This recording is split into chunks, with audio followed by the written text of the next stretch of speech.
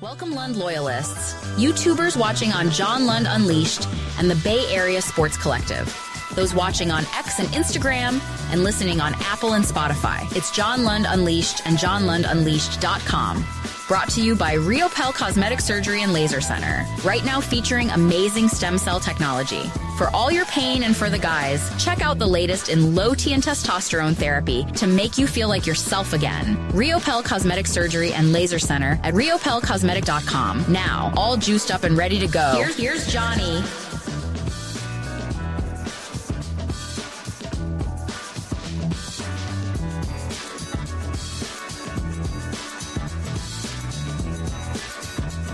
Oh, yes. Good morning. It is a hump day edition of the show, episode 104, as you see on the show cover there. Double win, double take. So they ended about the same time last night. We did a post game, too, because I was on my couch here in the studio, and I was like, we're going to talk about this right now, immediately, if not sooner.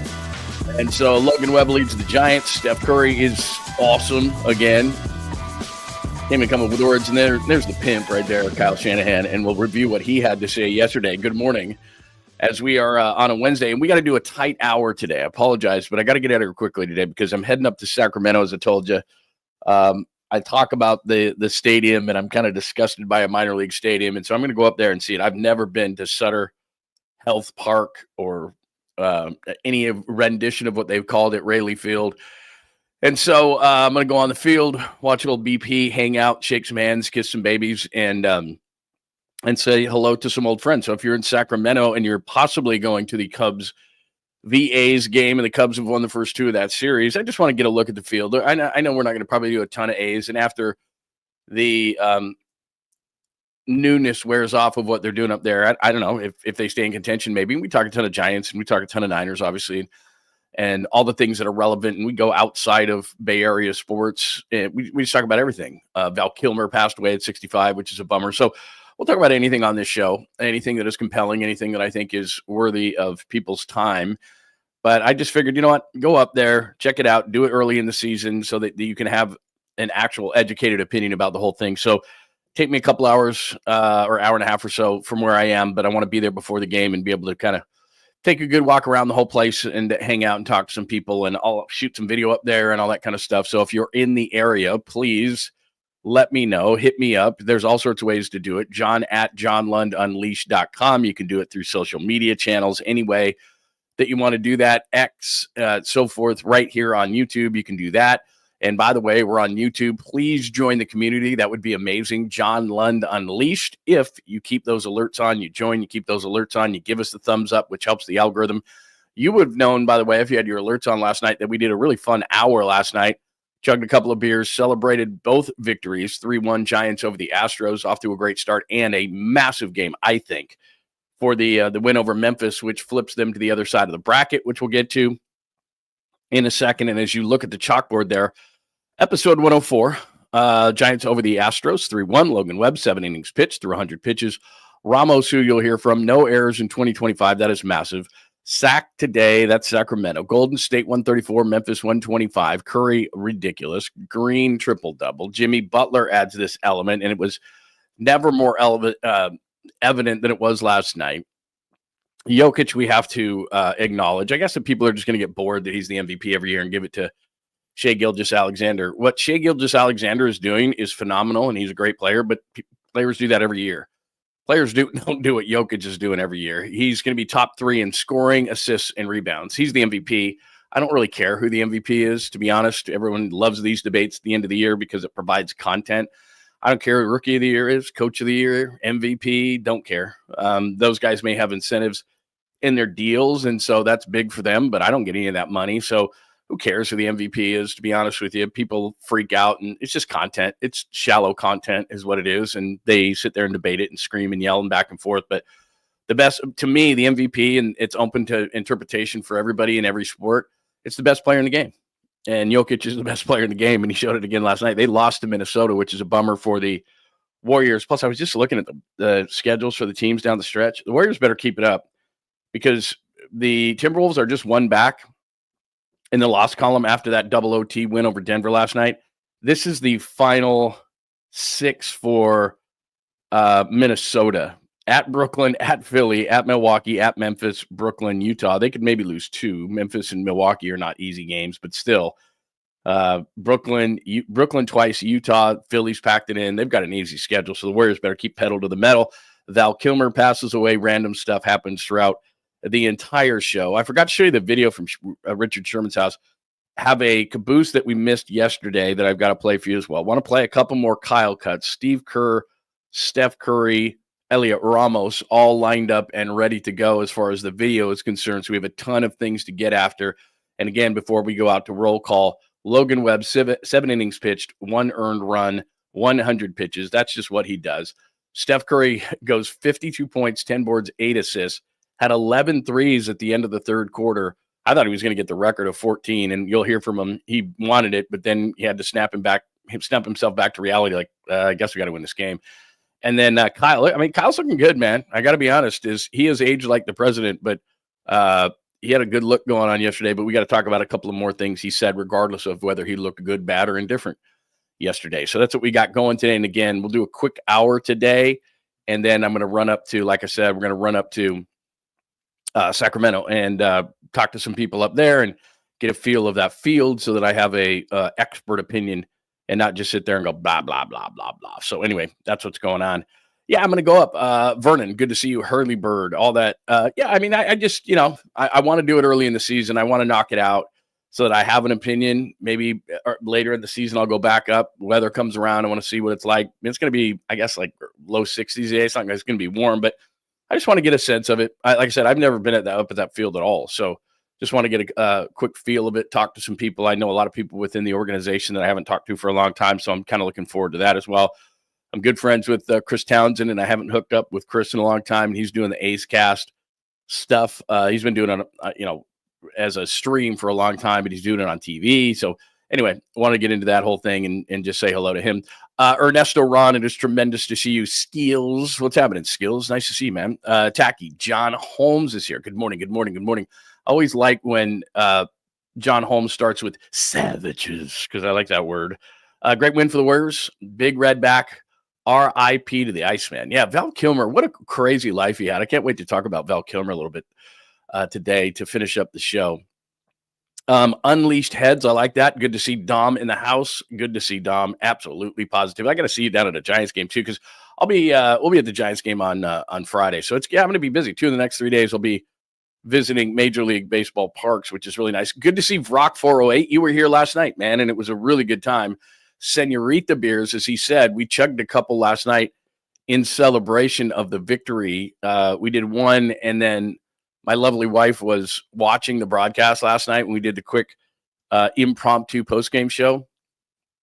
And you people have a lot more power than I do, because last night I was sitting there going, well, I'm not going to leave the show again to go get a beer, because I left out to the garage fridge and grabbed one. And then she was watching, and she's like, oh, here you go. And then here's what's funny. I forgot to tell you this. I get off the show, and I think she was a little bit behind or something like that. And she comes out, and I just literally gotten off the air. Said, hey, good night, everybody. See you in the morning. And she brings another one. And I'm like, what are you trying to do? Like, get me hammered? What's going on? She's like, well, figured they'd probably want you to do another one. And I'm like, oh my God. So anyway, yeah, she was all over it last night, bringing in beers. And if not for you people, there's no way she brings beers to me. Like, hey, honey, bring me a beer. She'd be like, how about I crack one over your head? One of these glass bottles over your head and bring you a beer. Who do you think I am? My God, man. Colin, good morning to see you. Hey, Rockin' New Era is here. Mike, good morning, good morning, good morning, good morning, folks. And Tacky is here. Our good friend Tacky is here. So anyway, good morning to everybody. Feel free to throw your opinion out on anything we talk about. If you're new around here, please just say hello. You don't have to even get into the conversation. If you're new into the YouTube channel, just say hello to everybody. Everybody wants to acknowledge you. It's a friendly place. You do not have to agree with one thing that I say. You can say, absolutely, you're on crack. It's totally cool. You can do that here. You can do that after the show. You can put it in the comment section. I try to get back to everybody. So anyway, having a great morning this morning. Thank you for watching on X at John Lund Radio, on Twitch as well. Please not only subscribe here on YouTube, John Lund Unleashed, and give us that thumbs up, please, because it helps the algorithm, which means that people are going to get more of our content, which grows the channel. But also on Bay Area Sports Collective, that's where I am. That's where Tom Tolbert's show is. That's where Polly Mack and Creative Tony are. So what you do is you join that, you get the alerts on all the shows, when we're all going on. And we do stuff all throughout the day, not just my show, but other shows as well. And have those alerts on all of them because they're shows. And then, like I said, I did an impromptu post-game show last night. We put out shorts during the day, 5-minute short videos on the big stories. In fact, I'm dotting I's, crossing T's on what Kyle Shanahan said yesterday. I'm sorry that I didn't get to it. I should have already posted that, but started watching Giants last night and then Warriors, and I'm flipping back and forth. And I was even watching A's and Cubs, and then, flipped it over actually and was watching Ducks and Sharks. I mean, it was, by the way, sports-wise, we're so lucky. I mean, it was just so cool to be able to just flip around to everything. And then I was watching on the NBA channel, you got because of the Timberwolves being close to the Warriors, I was watching Timberwolves Nuggets, and Jokic was so good. I was like, it's a double overtime game. And like I said, Jokic ended with 61, 11, and 10. And I'm just like, who can't, you got to watch this. And so it's just, what a night. It was incredible. And then at the end of it all, I was just like, I'm just sitting here. I got to talk to people. And then we ended up doing an impromptu post-game show. So make sure that you have your alerts on and you will catch all of those things. All right. I know that I put the Giants first here, but let me start with the Warriors just because that was such a big win last night. And again, love your opinion. Please jump in here, say hello, and let me know your opinion on all this kind of stuff. By the way, Mark is here. Good morning to Mark. Chris, good to see you, my friend. I think we've seen you here before, but it is great to see you. Thank you for joining the show on YouTube, one of the best regular season sports sites I watched in recent memory. It was so much fun. Hi, J49.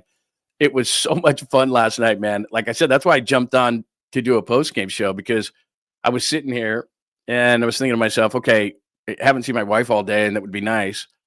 And then we ended up hanging out anyway and watching a little bit of Tulsa King. We're catching up on Tulsa King, but I'm watching watching all these shows, and I'm like, I gotta have somebody to talk to. We gotta talk about this because that's just a massive win. So 134-125 last night. A couple of different things we can get into, and I'd love your opinion on this. But let me just jump to the box score really quickly as far as the Warriors and just go over this just a little bit. Not that the box score tells you everything, but it tells you something here, which is, first of all, just Steph Curry is ridiculous. We're going to play some Steve Kerr and Steph Curry in just a second. But Curry, 16 of 31, 12 of 20. He was 11 of 15 through three quarters. And I thought to myself, well, he's getting the record. He's going to beat Clay tonight. And he was on. They needed it. You thought it was going to happen. But for Steph Curry, we just keep forgetting this maybe. At the age of 37, and in the age of Tom Brady's doing it and LeBron James is doing it, and there's a number of different guys who are doing it. Steph Curry is not, and I give Tom Brady a ton of credit in this too. LeBron James was gifted an amazing body by God. I mean, it's just like, and he's worked it. Don't get me wrong. It's like, he could sit on the couch and eat bonbons. He doesn't do that, but Steph Curry, it's just pure work, this guy. And it's just amazing what he did last night. So he gets the 52, incredible, almost gets a triple-double on it on a game that he knew was absolutely massive, and we'll tell you how big in just a second. Draymond Green comes up with a triple-double, and if you don't, we do in the Bay Area, and he's not always my favorite guy, but in terms of the way that he's played and does play, people look at, say, 4 of 12 and 1 of 7 from the field, and they're so short-sighted in what he brings to the table, and he was great last night. But I want to focus on Jimmy Butler for just a second because I doubt this is a game they win earlier in the season, because at points during the game, and Butler, nice line, 7 of 11, 1 of 2, 12 of 12 in the line, 27 points. But what he does is at times during the game when there is a little bit of a frenzy going on and you're on the road like they were last night in Memphis and they make a run at you and some shots aren't going down, Jimmy Butler understands that. The ball goes down to him, or he goes out and gets the ball. He knows who's on him, and he knows how to draw a foul. It's kind of James Harden-ish, where you used to get frustrated watching Harden, and there was nothing you could do about it. It's just he knows how to do that, and Jimmy Butler knows how to do that. So he goes 12 of 12 from the line. Steph goes 8 of 8. Draymond goes 4 of 4. So when you're looking at 28 of 28 from the line, and keep in mind that Memphis shoots the most free throws of any team in the NBA, and you outshot them 28-22. But what's more important is you made every free throw, so you were +9 at the free throw line. What was the final score of the game? Oh, it was 134-125. Let me do some quick math, which we don't like to do on this show. I'm fully aware of that. That's a 9-point victory. Now, that's oversimplification. I completely understand that, but it's a 9-point game, and you won on the free throw line by 9. And other guys went to the line. I understand that. But Jimmy went 12 times and hit them all. And it was not only that he hit that amount, it's just when. Okay, we're struggling a little bit. We're an outside shooting team. Not all shots are going to go down, even if it's Steph Curry, who had a tremendous night. I need to settle things down. We're on the road. Need to quiet the crowd. Need to stop the momentum. Jimmy gets to the line. He did that a couple of times, 2-3 times in the fourth quarter. And it's like, that's just what he brings to the table. He's not going to shoot a bunch of threes. There's, certain things, but the intricacies of his game and drawing fouls is a big part of it, was just massive last night. So, yeah, Curry deserves his flowers. He was I don't even know what to say about him anymore. And Draymond was Draymond. But come playoff time, and you don't get as many foul calls in the playoffs, but Jimmy still knows how to do it. That's a nice win last night. And Memphis knew what it meant, and the Warriors knew what it meant. So both teams are playing. That was a playoff game last night. It was playoff intensity last night. So just a massive win for the Warriors. Their three big guys step up. They got some key contributions from other guys. And it was just a huge win. Now, they're not out of the woods by any stretch of the imagination, but let me just throw up the screen one more time and show you, yes, that's right, the bracket. And we can see where things go here. Let me see, we're in the team standings. There we are. Let's go to the bracket here, and it just flips them to the other side. Now, does it mean that they're going to stay there? No. But I sure as hell love seeing them not facing the Nuggets in the first round, and the Grizzlies having to face them at this particular point. So, as you look at the Western Conference, Mavs and Kings in the 9-10, T-Wolves and Clippers, which we'll get to in a second. Just one game back, though. I mean, it's a nice win, and everybody's feeling great. They're one game ahead in the loss column of the Timberwolves and the Clippers, and I gave you the Timberwolves schedule, which is ridiculously easy the rest of the way. It doesn't mean they're going to win all those games, but that was a huge win for them in double overtime against the Nuggets last night, even though Jokic had 61, 11, and 10. So the bottom line to this whole thing is I don't think they would get out of the first round if they have to take on the Nuggets, which is still possible. But now you're on the other side of the bracket. Don't love playing the Thunder in the next round, but there would be a next round possibly.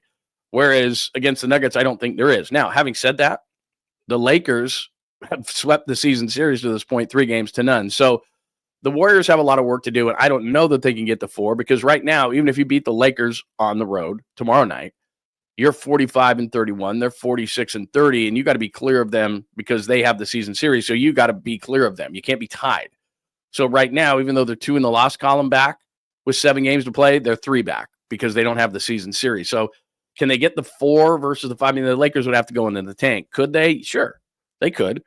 And then you'd be in the 4-5, and you'd have home court advantage, which would be massive. Could they beat the Lakers? Season series says it's going to be tough. Both those series, they don't match up well against the Nuggets. They don't match up well against the Lakers. I don't love the matchup. There's no question. As weird as this sounds, because I bitched and moaned about this, and I'm like, what is the NBA? What are they doing? They got Luka. He's going to be great for 10 years. I don't know that I would say, even though Luka's a better player, Luka's a foundational piece for the Lakers in the future, makes everybody around him better. The same reason that the Nuggets are such a pain in the ass to the Warriors, which is Jokic, and you have no answer for him. The Warriors had no answer for Anthony Davis. So I don't know that from a matchup standpoint, the Warriors aren't better off. I know this is weird with Luka, who they can throw a number of different players at than they were with Anthony Davis. They had zero answer for Anthony Davis. I'm not saying Davis was better than Luka or is better than Luka. He is not. He's not better short term. He's not better long term. But playoffs are about matchups. And matchup wise, the Warriors might be better off with Luka on the Lakers than they were with Anthony Davis on the Lakers, if you follow my opinion. And look, you can say that I'm crazy and on crack. I'm not on crack this morning. Maybe another day I would be, but not today.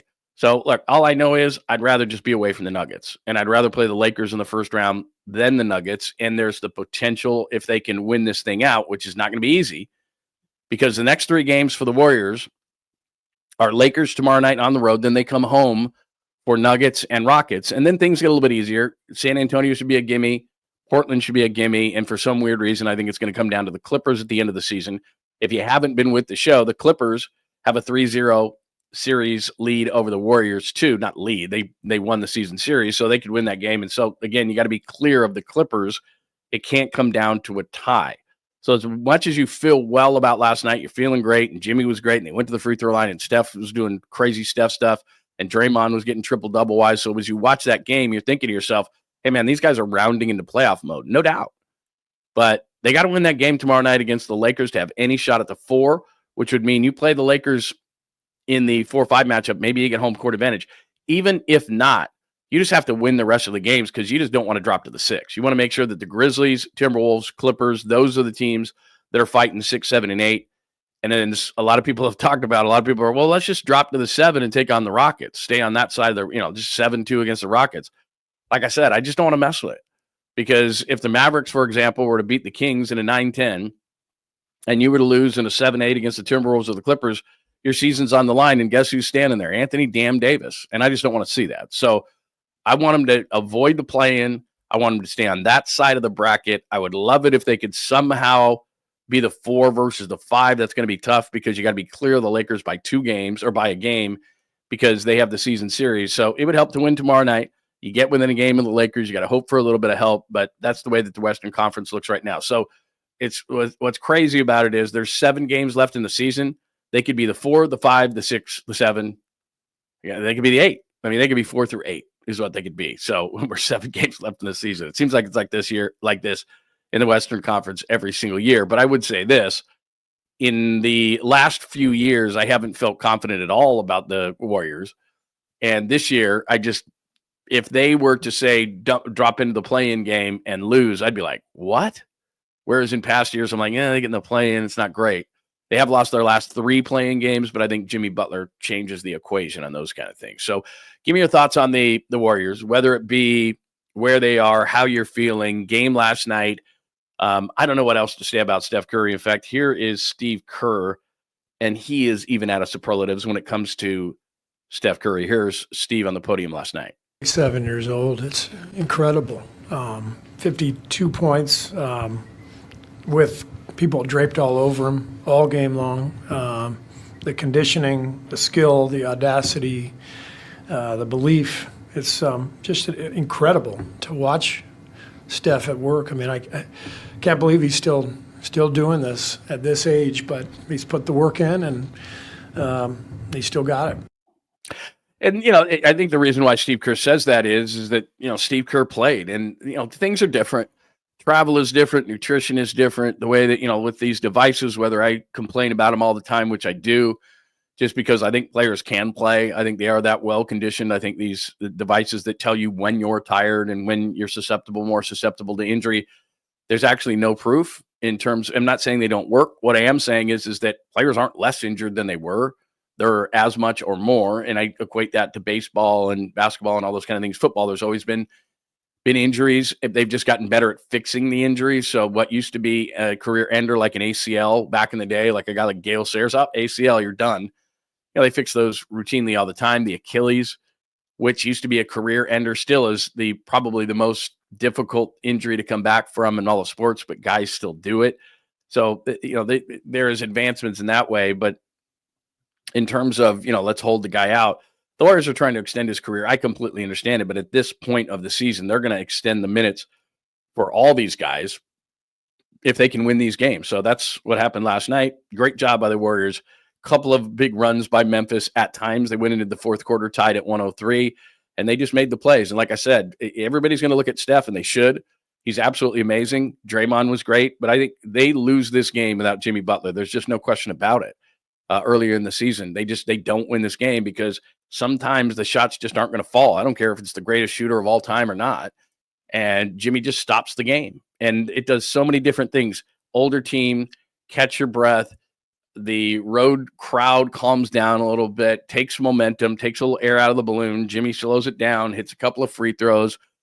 Now you get set on defense. I mean, there's just so many good things that happen when you get to the free throw line like Jimmy Butler does. And it was just a massive, even though it's going to be kind of under the radar a little bit, 28 for 28 from the free throw line last night, but he was 12 for 12 and it was a sight.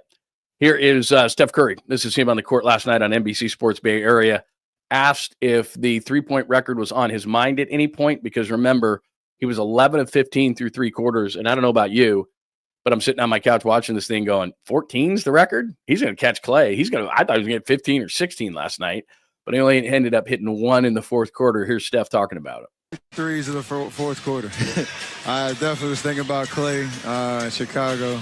This is as close as I've been with the amount of time left. But then after that, reality check. We got to win the game, so you don't want to sabotage anything.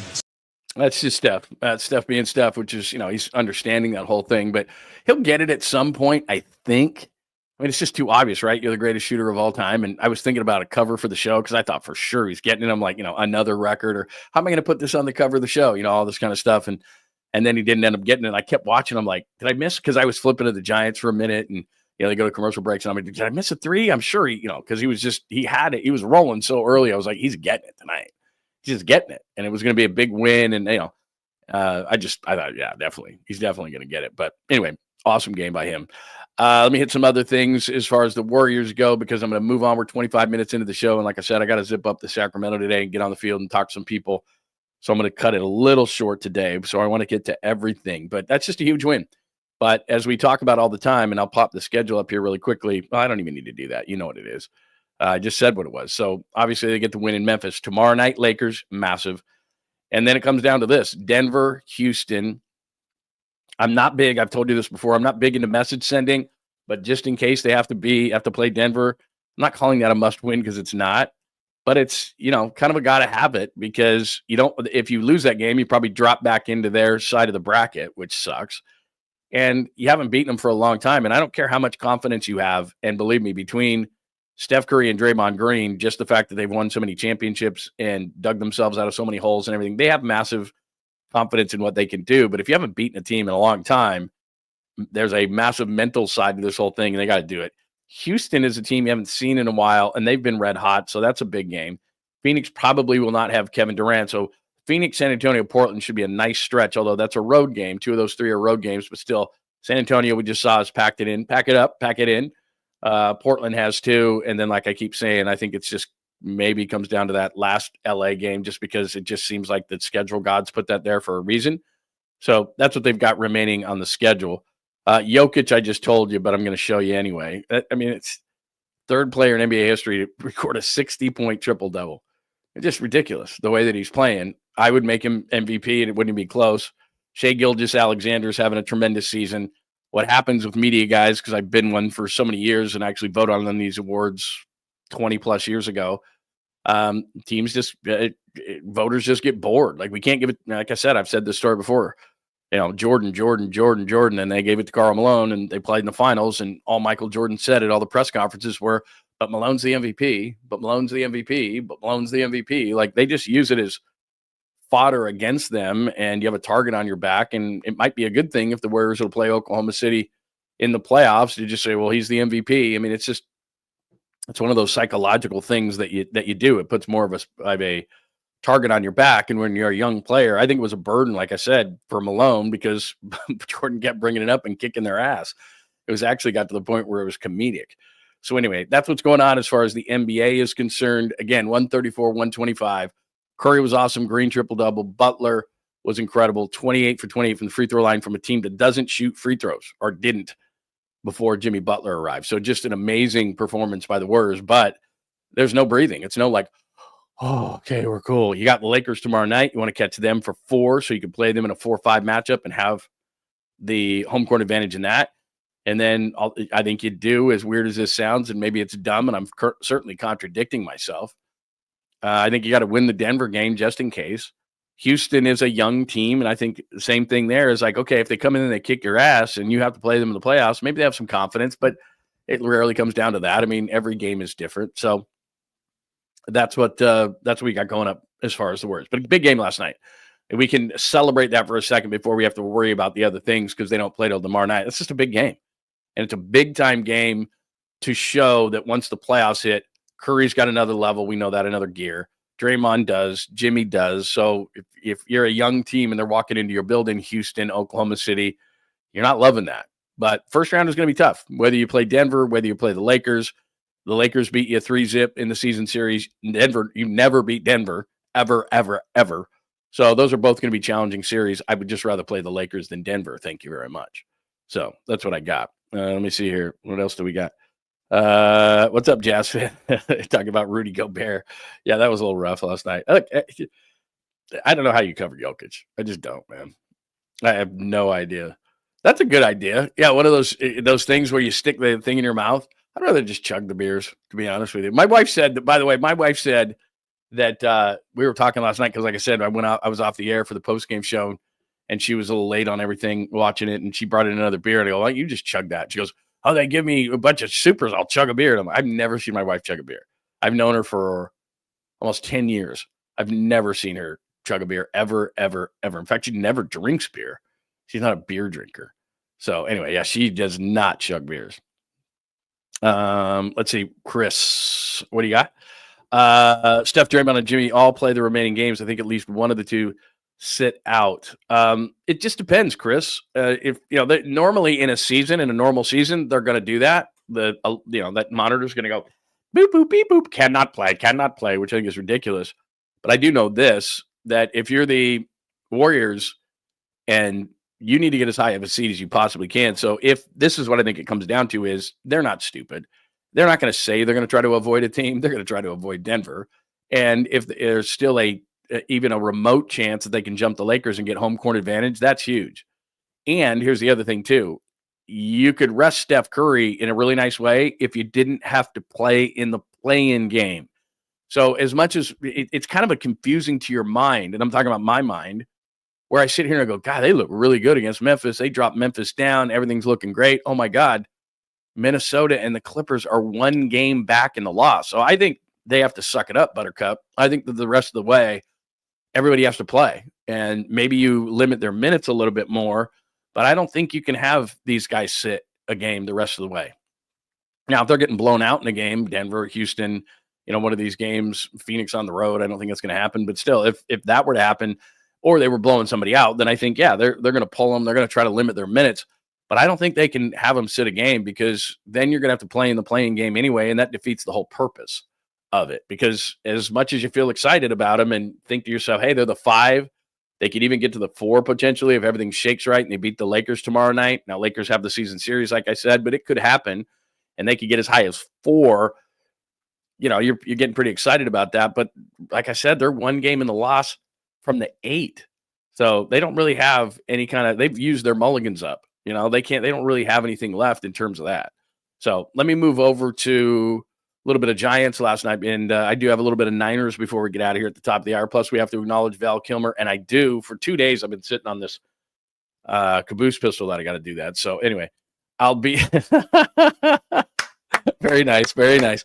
By the way, I was going to think of it. There's a great, I don't know why this just popped into my mind. There's a great huckleberry vodka that you make a White Russian with that is outstanding. So you just do it normal, but you just put in the huckleberry vodka. Really, really good. Really, really good. Can you get a P.O. box so we can send you fan mail? I'll first class to you a couple of beer bongs. I do need...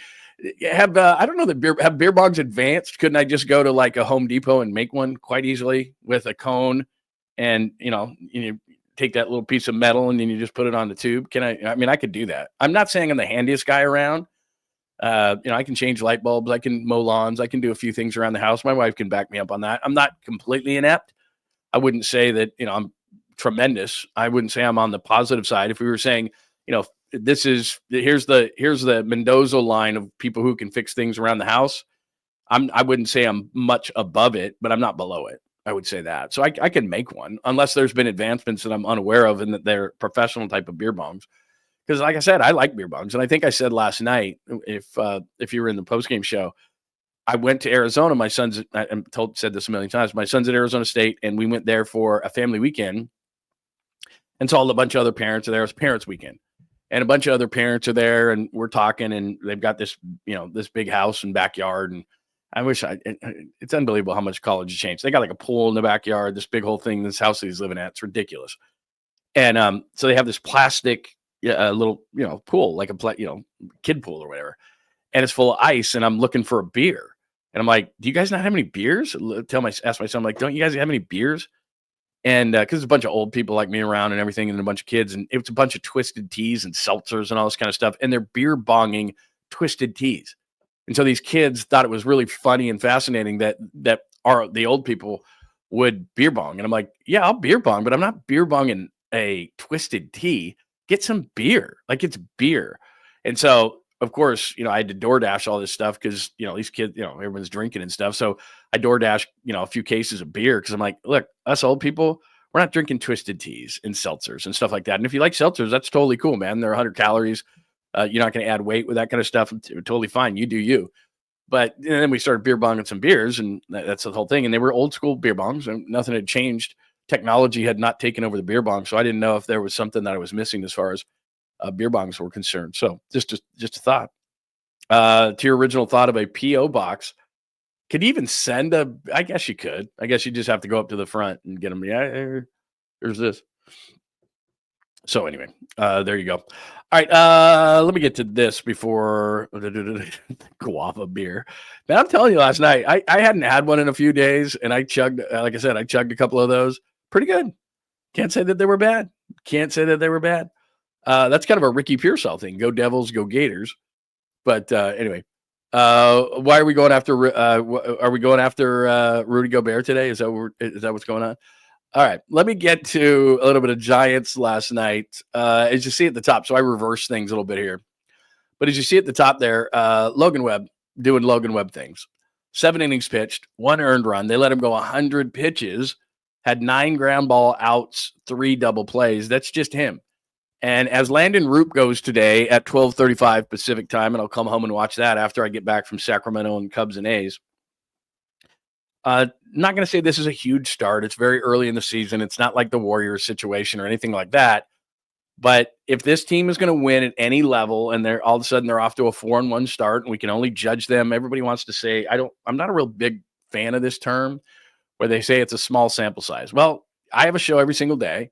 Well, 6 days a week. And I've got to have an opinion on these kind of things. And from what I know right now, the Giants are playing good baseball.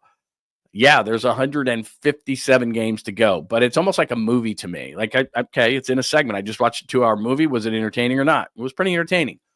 So they've been good so far. That's all I need to know. I'm not saying they're going to the World Series. I'm not saying they're going to top the Dodgers in the division. We're not there yet. But I know this, that the way that they win, the way that the Giants have always won since they moved to this ballpark, even though they haven't had a home game yet, is they've got to pitch and they've got to play defense and they've got to have timely hitting. So last night, Logan Webb goes 7 innings, throws 100 pitches, gives up 1 earned run. Got it. The bullpen so far, and you had Ryan Walker come in last night and get a save. He was great. Ding, check mark. You had Rogers come in, Tyler Rogers, and as much as we forget about it and everyone looks at it and goes, God, what a funky guy, and he throws 71, he's, as we talk about all the time, he's in the bank for me as far as the Giants. I know what he's going to give me every single night. He's not a what if, he's a bank. So I put him in the bank. And so Rogers does what he does. Logan Webb does what he does. Ryan Walker does what he does. And if the Giants are going to win with any regularity, it's going to be through pitching. And it's going to be through defense. And as you see on the chalkboard there, zero errors on the season. Is that going to continue? I don't know. But Matt Chapman is slick at third base, as we know. Adames has been solid. Jung-Hoo Lee is, makes every play in center field. Ramos isn't bad when he's in a corner outfield spot. Mike Yastrzemski made a nice catch last night that nobody will talk about, but it was a solid above average catch in right field at a critical time in the game. Patrick Bailey's a really good defensive catcher. So I don't know what Fitzgerald's going to be, but he's a hell of an athlete. So but just on paper, he looks like he could be a really good second baseman. So they got to pitch. So far, Logan Webb does what Logan does. The bullpen's doing what they're doing. They pitched well in Cincinnati. Ryan Walker gave up a run there, but didn't hurt him. So the bullpen's been pretty much nails so far. They play defense, and the starting pitching has been solid. We'll see what Verlander does. Robbie Ray knocked out the first 15 hitters in his start, and then I don't know what the hell happened. Everything just went haywire, but I still have confidence in him. Logan Webb they brought back because they wanted to do it on regular rest because they had that off day after the opener just in case weather was going to give him an issue. That happens every single year. And now we're going to find out what Logan Roop is all about, or Landon Roop is all about. So can Landon Roop do what he did in the spring? And he's always had a hammer curveball and all that kind of stuff, and everyone was on him last year, and maybe that was just a year too early. But if Roop is something today, then all of a sudden you go, whoa, because I have a ton of confidence in Hayden Birdsong. I think that kid's legit. So you've got some depth there. Some guys at AAA are off to a pretty decent start. Harrison's down there. There's 17 Carsons on the minor league team. So, some of those guys could come through. But to me, Landon Roop is huge. Now, he doesn't have to go 100 pitches and 7 innings like Logan Webb, but if they can give him, because the bullpen's fairly well rested after a Logan Webb start, because that's what Logan Webb does. You used Rogers for an inning. You used Walker for an inning. I think Walker would still be available today, but you didn't use Duvall and a couple other guys out of the pen, so your pen's pretty well rested. So if Roop could give you 5 today, 5 really good innings, maybe 1 earned run over 5, which I don't know, maybe that's too much to ask. Then all of a sudden you've got a rested bullpen, and now you're kind of cooking with some gas. It's really early in the year, but you look at this and you say that because if they were winning the games weird, like of course, when they get 6 runs in the first game or something like that, they're not going to score 6 runs. But I always say this, I've said this so far about the Giants, they were 7th in home runs last year on the road. So, they can hit, and they've got, the defense, their offense isn't horrid. It's a tough place to hit when they're at home. So they're winning the game. Last night was the type of win that the Giants would be or would get normally. They're going to win or play in a lot of 1-zip, 2-1, 3-1, 3-2 type games. So you win a game 3-1 over the Astros, which is a quality opponent, and the way that they played last night, that's how they win. That's their recipe. The problem with the Giants is if you comp them to some of the better teams in the league, and I'm sorry that I have to do it with the Dodgers, but the Dodgers can bludgeon you. They can outpitch you. They can, there's a bunch of different ways that they can win. The Giants kind of have one recipe generally. Now on the road, could they hit some more home runs and outscore some teams? I think they could to an extent, but they're going to win 3-1, 3-2, 2-1, 1-zip. They're going to win these low-scoring games. So that means your pen's got to be great. You can't give extra outs defensively, and your starters have obviously got to be hammered, and that's what we saw and have seen so far. Hicks was great. Hicks was great the other night. Then Logan Webb is great, and hopefully Landon Roop can give you a similar start. And I think that Ray and Verlander will be fine, but they're not going to be able to have, those guys aren't going 30 starts. At least Verlander's not. I mean, if Verlander could give you, 24 starts, 25 starts, I think that would be a major win at the age of 42. But it seems like you have some depth on this pitching staff. So if I sound optimistic about the Giants, it's because they're 4-1.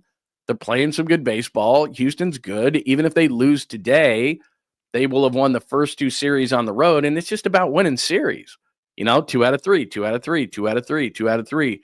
And then you come home and you play really good baseball at home. You should tailor your baseball team to your park, which they kind of have, and I blame that more on Farhan. He always said, we're going to get more athletic. We're going to get more athletic. And they're, okay.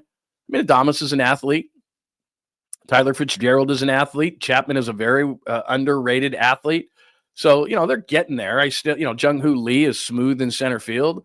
He's not a big base stealer, but, obviously for his size, especially Ramos, big guy, not tall, but, meaty. I'd call him meaty. He's a good athlete. And by the way, I haven't spoke about Ramos today. I do have a Ramos cut. What a respectful guy he is. You see this in the postgame? Here's Elliot Ramos last night.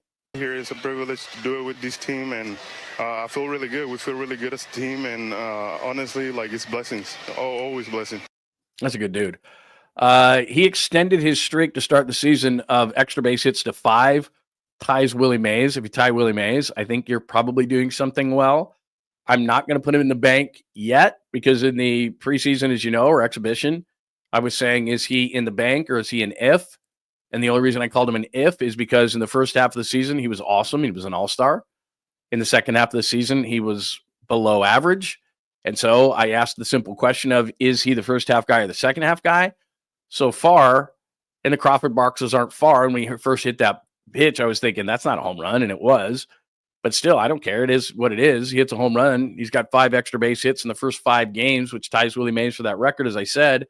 He looks good. And it's not only beyond the stats, which I'm a big fan of, and you and I say this all the time, just watch the damn game.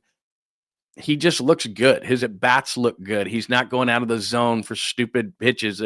They are trying to get him because in the second half of last year, he was chasing pitches he shouldn't have chased. And so why am I going to throw you a strike? I'm going to throw a strike up and in the zone. I'm going to throw you sliders away. You're chasing these things. So that's really what was his downfall. And if you have to come in with a strike, and this is basically major leaguers, but if you have to come into a strike to Ramos, he's going to do some damage. He got himself out a lot of times in the second half of the season. And if he can have better strike zone discipline, then he's going to be a real tough player. And he's underrated as an athlete. So I like him. I like him a lot. So he's off to a really good start, an encouraging start, even though it's just 5 games. But That's the way the Giants have to win games. So, I didn't mention Willie Adames. He had the 2-run double down the left field line. That's what I'm talking about. Is you look at his stats right now and you're like, Adames hasn't been great. Well, he had a 2-run double last night, and that's how the Giants win games. Key hits at key times. So they're not going to be the Dodgers offense. They're not going to be the Phillies offense. They're not going to be some of these offenses that we see, but to have them do what they're doing and get a key hit. So he gets a key hit last night. Ramos gets the home run. That's where the 3 runs came from. And Logan Webb makes it hold up, and the bullpen's the bullpen, and they haven't committed an error in 2025, which is going to be like, watch, they'll have like 20 errors now that I mentioned that. But that's how they got to win games. So it's an encouraging start. I'd put it that way. So give me your thoughts on the Giants. Today, here's what I'll do. Like I said, I'm zipping up to Sacramento here shortly, and I'm going to go A's, Cubs. I'm going to look at the park and see what everything looks like up there. And like I said, shake hands, kiss babies. I'll come home, watch the Giants game. I'm also going to post later on my thoughts on Kyle Shanahan and what he said yesterday. I didn't post it yesterday. I apologize. But I'm going to do that as well. Plus, I just like to post the Kyle Shanahan stuff just because I like to talk about the way he looks. And I believe we're in the top. I believe we're in the top 5. He looks like the most interesting man alive. So anyway, I'll post that a little bit later on to check that out. So give me your thoughts on the Giants. It's cool. I mean, like I said, it's off to a really good start. I'm glad that you said this. Where is this? John, you throwing out the first pitch. No, I am not John Holmes, but thank you. I don't think, and you know what? I got to find the video for this. This is years ago, but and this may be what you're referring to, John Holmes. But so when I was with 95.7 The Game, this is in maybe 2012, 2011, something in that range. Because we carried the games, they had all the personalities throughout the first pitch. And I made a bet with the guy who is doing Afternoon Drive now, and he's the fan in New York, Brandon Tierney. Hey, it's Brandon Tierney. Like New Yorkers really going to fit in the Bay Area, but whatever. So anyway, I made a bet with Brandon Tierney that I would do the first pitch Chad Bradford style, like really low as I possibly could. So I do it. He was going to give me $100 to do it. So I do it, but I hit my knuckles on the ground, and they were playing the Dodgers that day, and it hits and the ball goes flying out of my hand, and it scatters the Dodgers dugout. Now the dugout's over here, and I'm left-handed, so I'm doing this, and it hits and it just right into their dugout, and everyone's looking at me like, what are you doing? So then a year or two later, or maybe like a year later, I go up there, and I have my son with me, who's at the time, George, of course, who's 21 now, so that makes him like 12 or something. And he had that floppy hair, and he comes out with me, and people are going, boo, because they knew from the year before I did this terrible pitch, but it was, like I said, I did it for a reason. And they're giving me grief about it, and I get ready to throw it, and then I hand it to my son, because I'm like, well, they're not going to boo him. And, of course, he does a better pitch than I do, and the great, Dick Callahan at the time is like, that's a better pitch than you could throw, and, it's pretty funny. But anyway, so I have thrown out one pitch and then been to the mound for a second pitch. I doubt that the A's, Sacramento, Oakland, Vegas, Kansas City, whatever version of the A's you're talking about, would ever allow me to throw another opening pitch, ceremonial first pitch ever again. But I could be wrong. Maybe they would. And I will be on the field today, and so who knows? You would not boo a kid. Nobody booed the kid. When I handed him the ball, they actually cheered. They actually did. They cheered. So, yeah, I think so. Francis says, if they play clean baseball behind the staff, they could have a very good season. Yeah, I mean, look, over the last couple of years, it's just been like, my God, can they defend it all? And even remember, Crawford's last year, he was one of the worst shortstops defensively in the league. So Chapman's going to be Chapman. He's going to make anybody better on the left side. It's not like Willie Adames has great defensive numbers, but if he can be average at short, I think with his athleticism, I think Tyler Fitzgerald has a good chance to be an above-average second baseman. Wade's okay at first base, not terrible. He's okay. Patrick Bailey's Patrick Bailey. We know that. Jung-Hoo Lee is going to be really good in center field. I think Ramos has a chance to be a good above-average corner outfielder, and Yaz is a really good right fielder. Like I said, he made a catch late in the game yesterday that, it was a nice running catch, and maybe that was a 50-50 ball for some outfielders, but it was a nice running catch. He gets great jumps on the ball. He plays right field at Oracle Park as well as anybody has. He's just very good at it, and it's a hard right field to play. So they should be an above-average defensive team. If you just looked across the board at what I just said, I mean, Yaz is a Gold Glove type. I think Jung-Hoo Lee could be. I think just keep Ramos out of center field. Chapman's, Bailey's Bailey. I mean, you could be looking at like 3 Gold Glovers on defense. That's as good as they are. Bailey's every year is a candidate. Chapman is every year a candidate. Yaz every year is a candidate. And Jung-Hoo Lee's above average in center. He makes a lot of nice plays. He doesn't have the greatest arm, but he gets to every ball until he got hurt last year. So anyway, this is an interesting one. Thank you, Anthony, for bringing this up. I almost think you're wasting Schmidt at first base if you're doing that because he's so good defensively at second, short, third.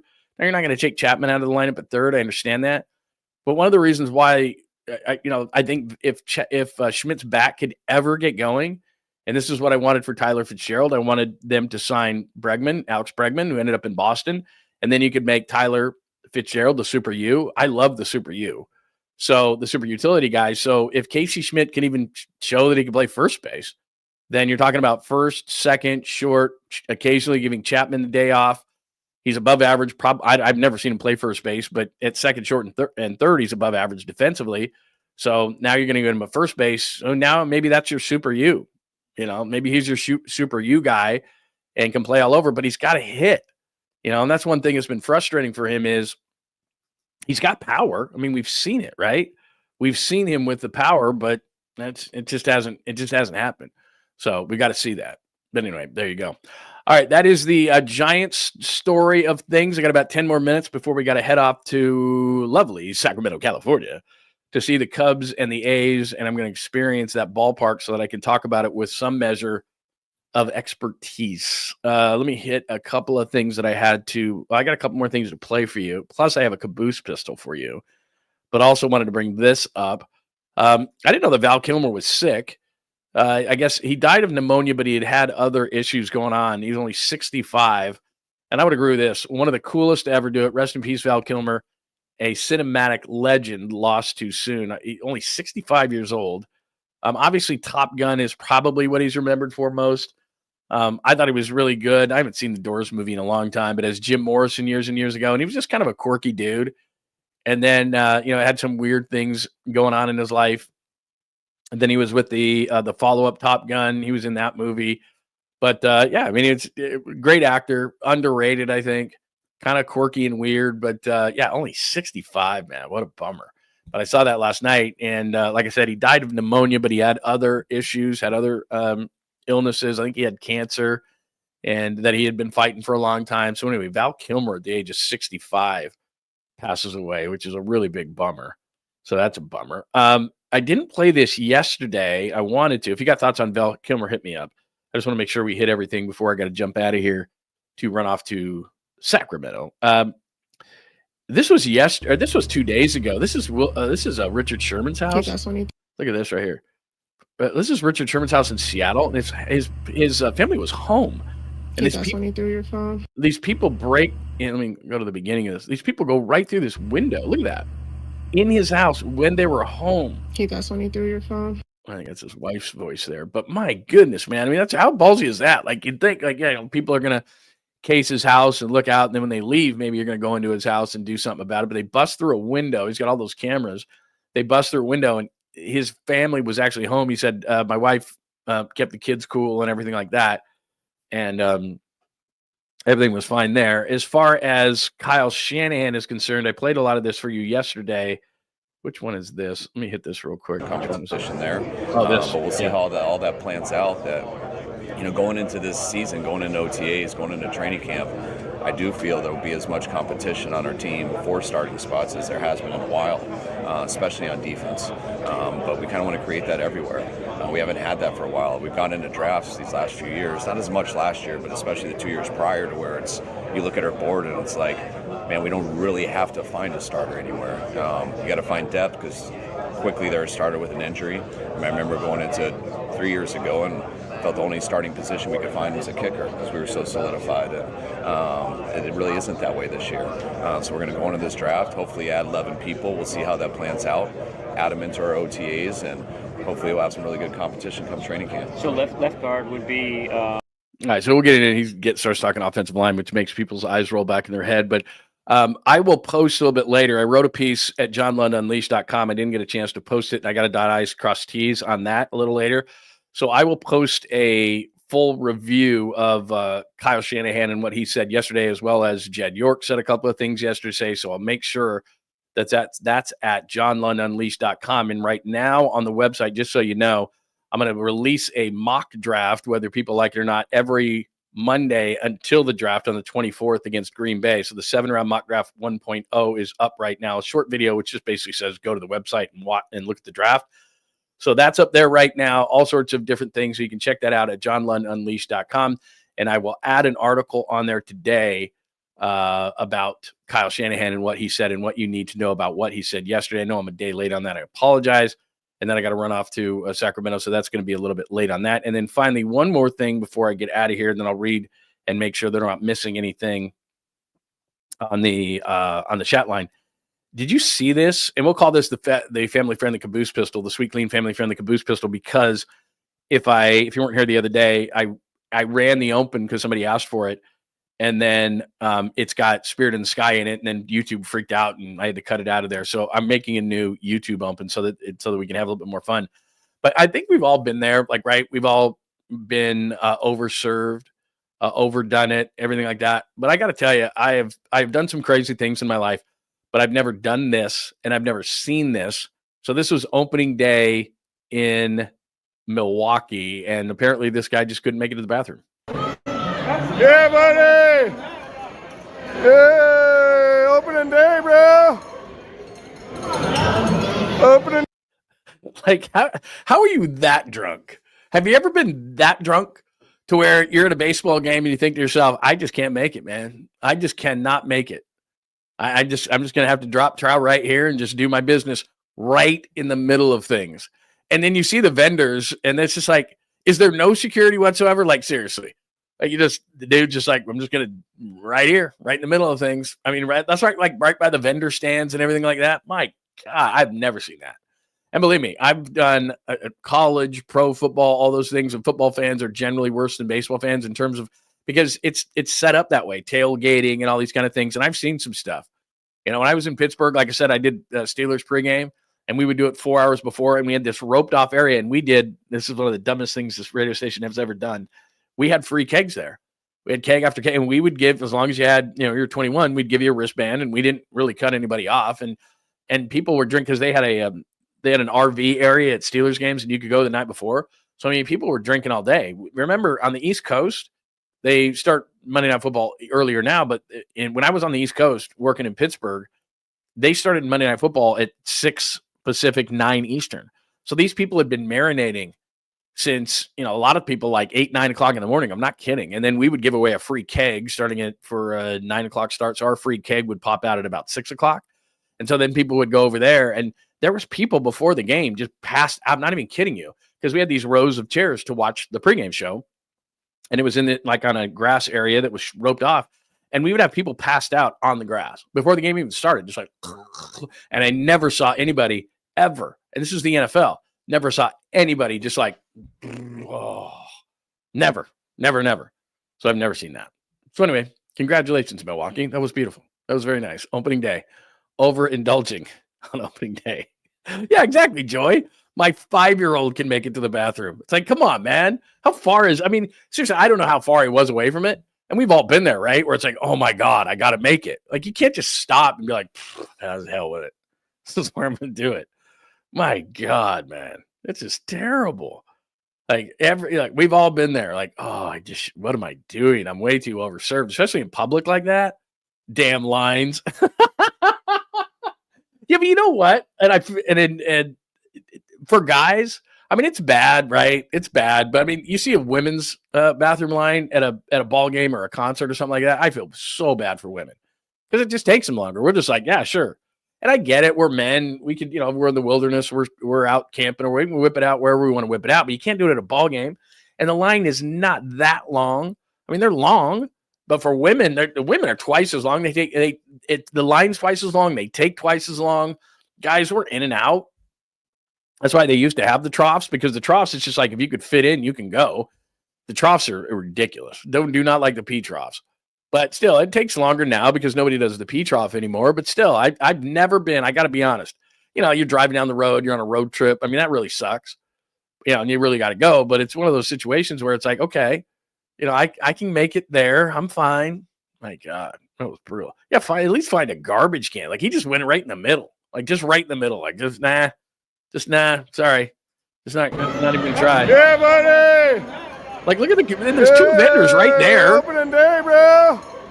That is nasty. I think the vendors walk right by because they're older guys. Vendors are like, not even dealing with this. Not even dealing with that. No chance. No chance. Yeah, no, that's what I mean. Monday Night Football Giants had the same thing, puking past out fans. Yeah, because like I said, at Steelers games, and I don't know if it's still like this. Like I said, they had this tailgate area, but it was for like RVs and so forth. So you could go the night before. So I don't remember exactly what time, but like you could be there 24 hours before, and you think people aren't going to drink for 24 hours? In Pittsburgh, they did. And then they would come by our pregame show, and we just put a wristband. I wasn't part of that part of it, but I could just see people, and I'm just like, we're giving away free kegs. These people have been drinking all day. And the game doesn't start till 9 Eastern. 9. People are just passed out all over the place. Not one or two. I mean, you're walking to the game going, there's one. It's like they've been drinking all day. It's like, my God, man. Unbelievable. Yeah, opening day, bro. Man, I got to be honest, never seen that. Never seen that. Yeah, that's another thing too. Is women got to see stuff like that. Just like what are these people? Are animals? Like what? Ugh. Yeesh. Yeah, that would take a lot of beer chugs, man. That's why, like I said, on opening day when we did bottom of the pint, I wasn't going to be drinking 10% IPAs. This isn't my first rodeo, although I have a hat that says it is my first rodeo. But yeah, wasn't going to do that. You had to be really drunk to do that. That's just crazy, man. Just crazy. All right, what else we got? Anything else? All right, I'm sorry to cut it short today. I always appreciate everybody hanging out. I think we got to the majority of things. Here's what we'll do later on today. Let me just go to the bottom here to make sure I'm not missing anything critical. Everything that everybody brings in is critical. Don't get me wrong. I knew that would get the most. That would get the most reaction to anything that I would say today. But here's what I'm going to do. So here's what's left. Please stay on the channel today, John Lund Unleashed on YouTube. And what I'm going to do is I'm going to kind of document what I'm going to do today.